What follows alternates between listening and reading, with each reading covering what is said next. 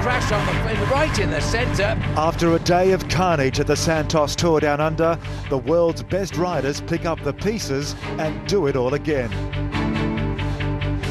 Ben Swift emerges from the rubble triumphant. And Ben Swift is holding on. Robbie McEwen, the benefactor of others' misfortunes, as Australia's Premier Tour takes to the hills for the traditional uphill battle to Stirling. A second and a third on the two-stage finishes so far. This is into Achunga now, and Durbridge, caught napping last time, has launched first this time as he's chased by Pasamontes.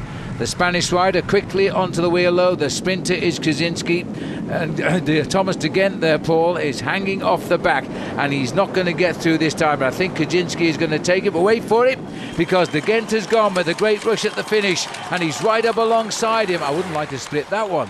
He may well have gone to Kaczynski one more time, but look how quickly the Belgian rider came up here. If you look on the right-hand side, Kaczynski there, he's just got the throw of the bike and probably got that by about half a wheel. Third place taken by Luis Pasamontes there, and the gap is 2 minutes and 58 seconds. And there's a devilish pace being set out here. Well, there certainly is, but I think the main field and the teams of the sprinters have got this pretty much pegged, and especially in the right situation that makes them feel comfortable. Everybody knows that the two circuits around Stirling, Phil, are going to be very decisive. One small climb before we get onto the circuit. That'll come at Germantown and take us through 80 kilometres. Well, there's no doubt that the Radio Shack team have come up to the table here to help out. The ochre-coloured McEwen just back there.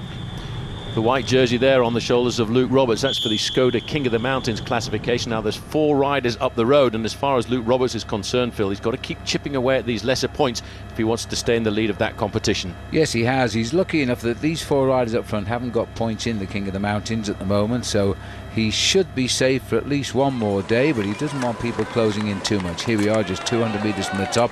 There hasn't been an attack at all on the climb today. The peloton are at 2 minutes 22 seconds. And just look at this, Durbridge is not even waiting to see who wants to take the points. He's off like a scalded cat here. And so the teammate of Luke Roberts will take away the points and put them in the UniSA squad bank. Well, he might not be that fast on the flatter sprints, but he's very strong at the top of this climb here. He's taking himself maximum points, and again, climbing up the leaders board in this overall competition. UniSA Phil, I think have decided at the start of this race they want to take this title all the way down to Adelaide. Now there's a good downhill section now where they can gather speed and freewheel before they join the circuit, which will take them up to the finishing line first time. Then we'll do 2 circuits around Stirling before we come through. There's the peloton, they've gone through. I make the time gap 2 minutes and 22 seconds, and they are very much all together here.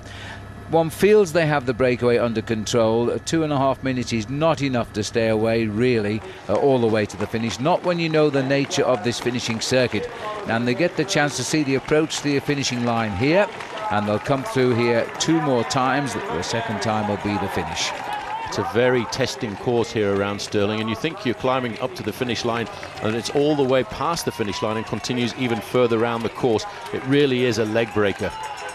Well, as they go through the Powerade hydration station here, they need plenty of water for what remains. Just about 58 kilometres of the day's racing on 2 big circuits around Stirling, but they're undulating, and if there's a weak man down there, he'll be certainly sorted out on these 2 finishing circuits. 3 riders are clear, well, 4 riders are clear.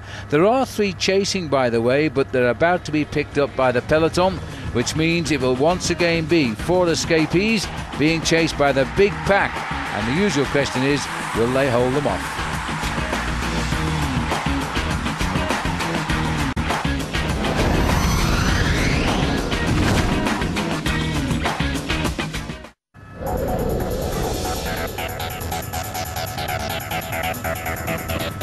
And again, time to perfection. The leaders have been swept up by the whole peloton here as they make the final lap. There's a crash. And there's a massive crash there. And we're still a long way from the finish here. So we'll see who's left lying in the road. Everybody's looking over the shoulders. Once again, the sound of tangling metal. And this, in fact, is Edward Vorganov who's gone down. He's one of them.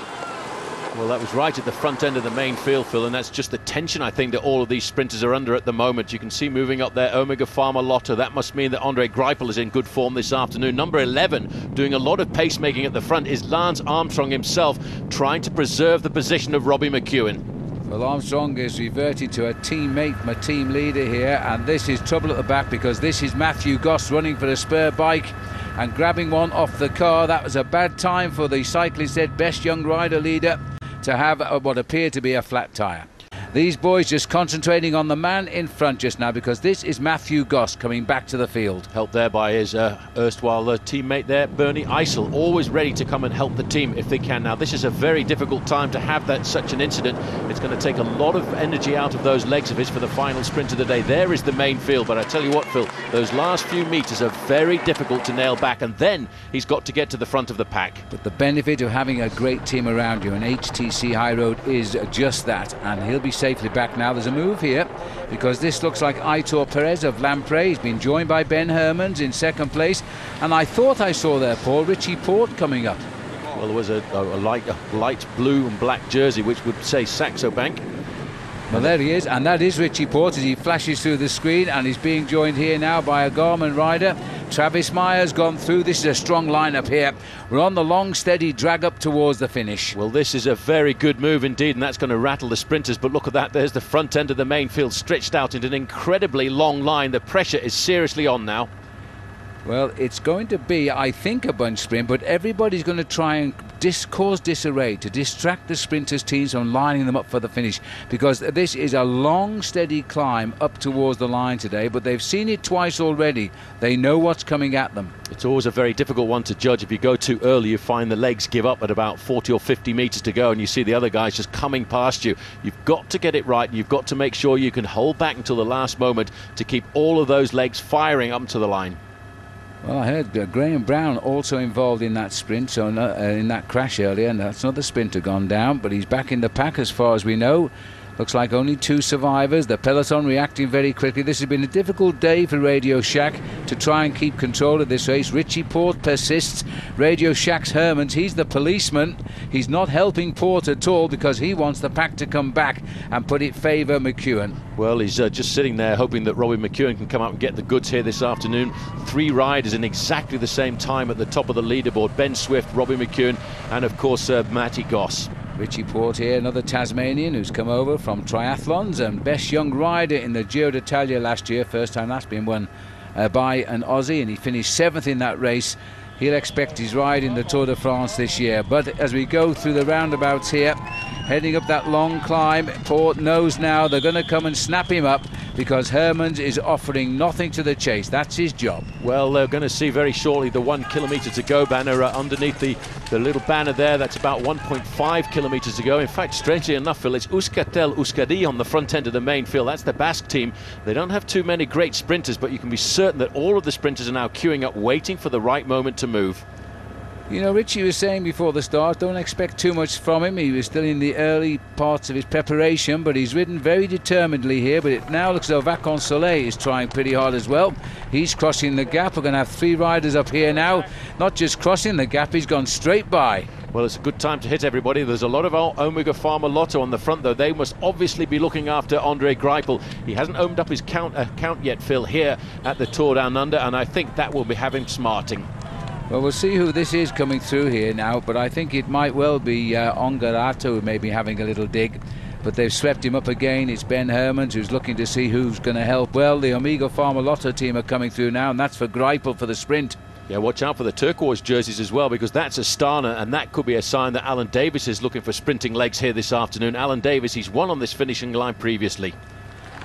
Now, they've got to be careful and pay attention here because it's a long climb to the finish, and the judges, I think, will split time the big peloton today, and they must watch out for that. You can lose 1 or 2 seconds. That could cost you the race. Well, that was Bobrich on the front in his national champions jersey, just trying to keep the pace nice and high, and that will be for his own teammates. Now, other people starting to take over the pace making. The sprinters now are going to have to wait, play that waiting game, because this is starting to get tough.